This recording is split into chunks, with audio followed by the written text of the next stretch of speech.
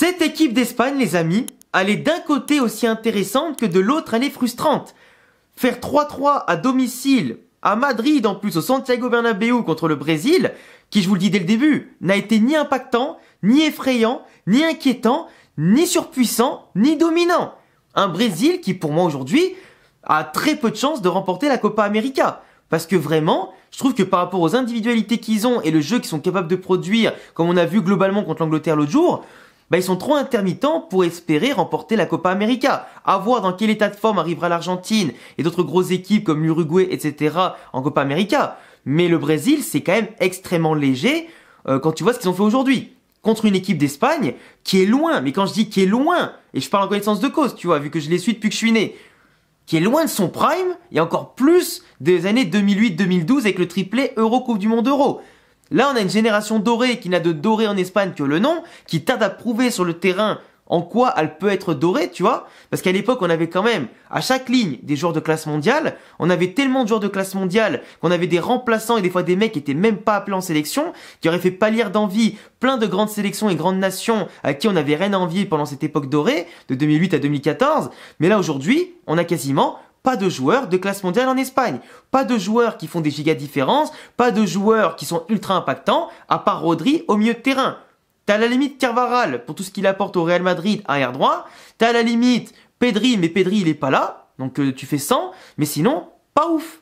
Nico Williams, qui certes passe des paliers petit à petit avec Bilbao cette année, comme on l'a vu en Copa del Rey, en Liga, contre le Barça Atlético par exemple. Mais avec l'équipe d'Espagne, c'est compliqué. Il fait des efforts pour récupérer des ballons, pour venir défendre.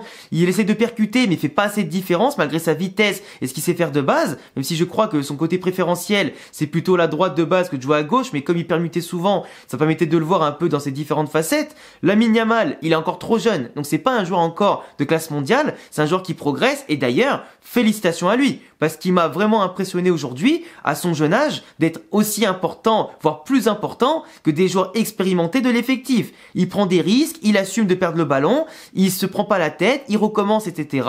Il se bat pour le récupérer, il fait des crochets incroyables, il aide Carvajal à provoquer un penalty avec sa passe magnifique sur l'appel de Carvajal, qui après il se fait faucher en étant un peu à l'avance. Certains disent qu'il n'y a pas penalty, mais si, parce qu'il est bien à l'avance sur le ballon. Il fait les différences sur le premier penalty où il fait tout le crochet et tout avant de se faire faucher et que Rodri transforme le penalty. Franchement, à son âge, il fait déjà des choses déterminantes. C'est pas encore un joueur de classe mondiale parce qu'il n'a que 16 ans. Il a encore beaucoup de chemin à faire, beaucoup de chemin à parcourir et surtout, il manque encore d'expérience dans ses choix dans les 20-30 derniers mètres. Mais ce qu'il fait quand il est concentré, quand il est tourné vers l'objectif de faire la différence ou de marquer lui-même, vraiment, il est incroyable à son âge. Mais je pense qu'on a vu très peu de joueurs qui sont capables de faire ça. Il a une ovation du Bernabéu à sa sortie, c'est plus que mérité. Et c'est un joueur qui, je l'espère, ne sera jamais blessé, même si je suis supporter du Real Madrid, et qui joue au Barça. Parce qu'un joueur comme ça, j'ai pas envie qu'il ait un destin à la Ansu Fati, qui aurait pu aider l'Espagne, en tout cas, magnifiquement, mais finalement, qui ne le fera pas, avec toutes les blessures qu'il a eues. Et vu comment il dégringole du côté aujourd'hui de l'Angleterre. Mais bon, en tout cas, Lamine Yamal, je lui souhaite que du bien, parce qu'il est vraiment énorme, et Nico Williams devrait prendre de la graine sur lui, pour être aussi efficace, ballon au pied, et même dans les appels, et en tout cas l'intelligence de jeu. Parce qu'à côté, eux, ils englobent Morata, qui est loin d'être un joueur de classe mondiale. Aujourd'hui, il a été transparent contre le Brésil. Il a été transparent. Et malheureusement, c'est un joueur normalement sur qui tu peux compter, parce qu'il est censé être un joueur assez décisif en général en club. Sauf que là, Morata, c'est compliqué. En fait, c'est un joueur, c'est sur courant alternatif, tu vois. Et comme toute sa carrière finalement. C'est un joueur capable de coups d'éclat quand il est pas hors jeu, et un joueur qui après est capable d'être transparent, même dans les matchs faciles ou les matchs qu'on sait se rendre faciles. Parce que je suis désolé, l'Espagne aujourd'hui, pendant une mi-temps ou l'heure de jeu minimum, on a été largement supérieur. Tactiquement, techniquement, physiquement, on bouffait les Brésiliens. Gomez, comment il s'appelle, Guimarães et aussi Paqueta, ils ont quasiment pas vu le ballon au début, Tellement on les bousculait, tellement on les faisait reculer, les Brésiliens. Ils n'arrivaient pas à avoir un bloc haut sur notre terrain. On avait notamment aussi bloqué Vinicius, Rafinha et Rodrigo, qui étaient annihilés, qui avaient très peu d'occasions, très peu d'espace de pouvoir se mettre en évidence. On était à chaque fois en train d'étouffer un peu leur défense avec un bon pressing, des bonnes prises de balles, on les empêchait de bien relancer aussi derrière. Donc globalement, le Brésil, on les avait bien annihilés, on avait bien compris leur plan de jeu, on avait bien joué notre jeu à nous, et malheureusement, à l'heure de jeu, même en étant dominateur, on fait 2-2. Parce que déjà, on marque sur penalty, comme je l'ai dit, qui a été provoqué par Lamine Yamal. On marque ensuite un but magnifique avec Dani Olmo qui te fait une différence avec le petit crochet petit pont qui revient dans l'axe et après qui t'allume le gardien avec son pied gauche. C'était magnifique, tu vois. 2-0, il y avait rien à dire.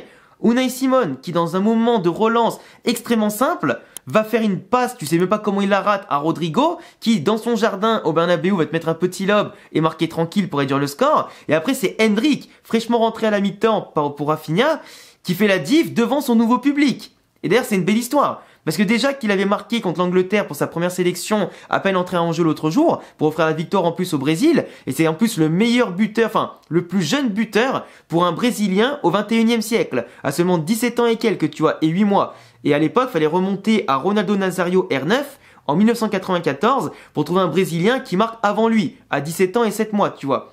Donc c'est quand même pas mal. Et là, deuxième sélection contre l'Espagne, et il marque encore. Il y a un but encore plus beau que l'autre jour, parce que l'autre jour c'était un peu chanceux. Là, il marque un but sur une belle reprise de volée, entrée de surface. C'est magnifique, tu vois. Et il montre qu'à 17 ans, il a cette science du placement, cette intelligence de jeu, ce petit truc en plus qui fait la différence déjà en sélection, au plus haut niveau contre les plus grandes nations. Et j'espère qu'au Real Madrid, il aura du temps de jeu pour s'exprimer, de la confiance, qui va évoluer aux côtés des meilleurs et qui pourra en célébrer beaucoup plus des buts pour le Real Madrid, tu vois. Et en tout cas, sur cette belle pelouse qui l'attend. Mais c'est que le Brésil, tu vois, à part Vinicius, bah finalement, les autres Madrilènes ont marqué. Et Rafinha et Vinicius ont été tous les deux annihilés. Rodrigo, c'est quasiment pareil. À part le but qu'on lui a offert, il a fait quelques prises de balles intéressantes. À un moment donné, il a humilié Cucurella sur le côté. Mais je veux dire, après, il a été un petit peu maladroit sur les prises de balles, sur les centres, etc. Sur les prises de décision dans les 20-30 derniers mètres. Endrick, il a plus couru derrière le ballon qu'autre chose. Mais quand il prenait le ballon, il pouvait montrer qu'il y avait un potentiel danger avec lui. Mais sinon, l'équipe d'Espagne aujourd'hui, à part Rodri au milieu de terrain qui est là pour cadenasser, apporter du jeu, apporter ce qu'il fait avec Manchester City pour donner le ton, tout ça, même s'il est accompagné d'un Fabian Ruiz qui a un profil assez technique et que ça régulait le jeu parfaitement, ça récupérait beaucoup de ballons, Dani Olmo qui jouait à cette pointe comme dans un 4-2-3-1 mais qui venait les aider comme dans un 4-3-3 en défense, c'était intéressant, ça a été fluide, tu vois. Mais des fois, ça se laissait marcher dessus, ça laissait trop d'espace et c'est comme ça que le Brésil, au bout d'un moment, plus ça avançait, plus ils avaient des occasions, nous, de nous prendre derrière sur leur transition et c'était un peu dommage. Après l'équipe d'Espagne en défense, quand tu regardes Cucurella qui est à Chelsea à un niveau catastrophique, alors que tu as des Fran Garcia, tu as éventuellement des Rossegaya qui peut jouer, tu as Grimaldo de Leverkusen qui est là encore sur le banc, ça fait un peu chier, tu vois. Même si les matchs amicaux de mars, c'est pas une vérité pour les compètes de cet été et qu'il faut faire tourner pour tester des joueurs, ben c'est sûr que même si t'as pas la meilleure équipe ce soir, t'as quand même bien bousculé le Brésil. Après en défense, t'as Laporte et comment il s'appelle, le Normand. Sachant que tu as d'autres joueurs espagnols bien meilleurs aussi, ça montre une certaine fébrilité, l'Espagne. Tu prends 3 buts contre une équipe qui, de base, ne t'a même pas dominé, ne t'a pas mis en danger tant que ça, ne t'a pas mis en défaut tant que ça. Et c'est quand même chaud. Du coup, ça va être quoi? Si t'affrontes une bonne Allemagne, une bonne équipe de France et tout, là où tu vas beaucoup plus subir, où tu auras beaucoup plus de mal, un bon Portugal, ou je sais pas, la Croatie ou l'Italie par exemple, qu'on va affronter en poule, si je dis pas de bêtises, de l'Euro, bah franchement, ça va être compliqué, tu vois. On a un groupe de la mort en plus, il va falloir être concentré du premier au dernier match, et la moindre victoire, le moindre point, peut forcer la qualification. Donc franchement, ça me fait un peu chier de voir l'équipe d'Espagne pas aussi sûre, pas aussi confiante, et qui avec un jeu intermittent. C'est un peu dommage.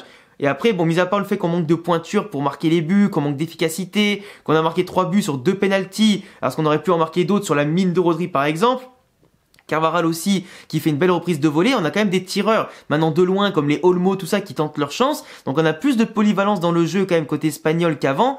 Mais c'est pas encore ça, tu vois. C'est pas encore ça. On manque quand même de ce, je sais pas quoi, ce petit truc en plus, tu vois, qui ferait la différence. Après, je demande pas à ce qu'on ait des gigastars tout le temps. Mais tu vois, parce que ça peut nuire au collectif. Mais là, faut que certains prennent plus de responsabilités, prennent plus le jeu à leur compte et fassent surtout, plus la différence. Et qu'on comprenne qu'avec le milieu de l'Espagne, c'est des choses sérieuses. C'est pas des matchs que tu peux te permettre de jouer sur la pointe des pieds et pas de cacher, quoi. Surtout que l'Euro, le dernier Euro, on aurait dû le gagner, l'Espagne, on aurait dû le gagner. On se fait sortir au tir au but par l'Italie, mais globalement la meilleure équipe de l'Euro, c'était l'Espagne. Et on a raté une belle occasion parce que là, maintenant, il y a d'autres équipes qui reviennent bien.